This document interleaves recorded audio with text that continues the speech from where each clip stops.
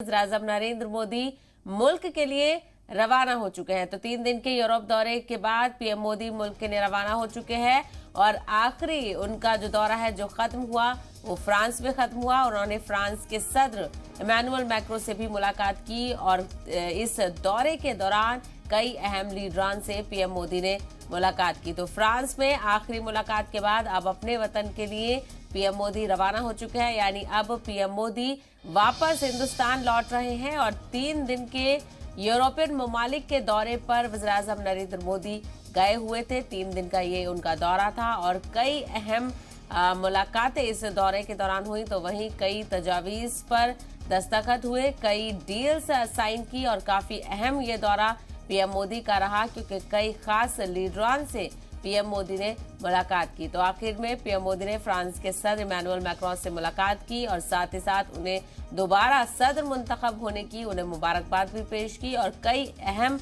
उमूर पर पीएम मोदी और Emmanuel Macron के दरमियान तबादला ख्याल हुआ। तो वज़ीर-ए-आज़म अब मुल्क वापस रवाना हो चुके हैं। 3 दिन के यूरोप दौरे के बाद पीएम मोदी मुल्क वापस आ रहे हैं और फ्रांस में उनका आखिरी दौरे का आखिरी दिन था जहां पर वो फ्रांस पहुंचे और फ्रांस के सदर इमैनुअल मैक्रों से भी उन्होंने मुलाकात की और कई अहम मुद्दों पर चर्चा हुई। साथ ही साथ रूस यूक्रेन जंग के हवाले से भी पीएम मोदी ने इस दौरे के दौरान कई लीडरान से इस मामले को लेकर बातचीत भी की।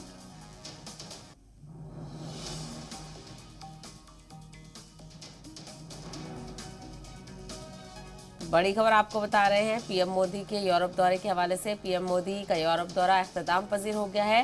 3 दिनों के यूरोप दौरे के बाद पीएम मोदी अब मुल्क के लिए रवाना हो चुके हैं। 3 दिन के यूरोप दौरे पर थे पीएम मोदी। कई अहम मुलाकातें इस दौरे के दौरान हुई तो वहीं कई अहम मुद्दों पर बातचीत हुई और आखिर में पीएम मोदी फ्रांस से दौरे का इख्तिताम किया और वहां से पीएम मोदी रवाना हो चुके हैं हिंदुस्तान के लिए। साथ ही साथ फ्रांस के सदर इमैनुअल मैक्रों से आखिरी मुलाकात पीएम मोदी की रही और इसके अलावा कई और अहम लीडरान और अहम शख्सियात से पीएम मोदी ने मुलाकात की और साथ ही साथ इस दौरे के दौरान कई अहम मुद्दों पर पीएम ने बातचीत की और साथ ही साथ रूस यूक्रेन के हवाले से जो हिंदुस्तान का रुख रहा है उस पर भी बातचीत की गई।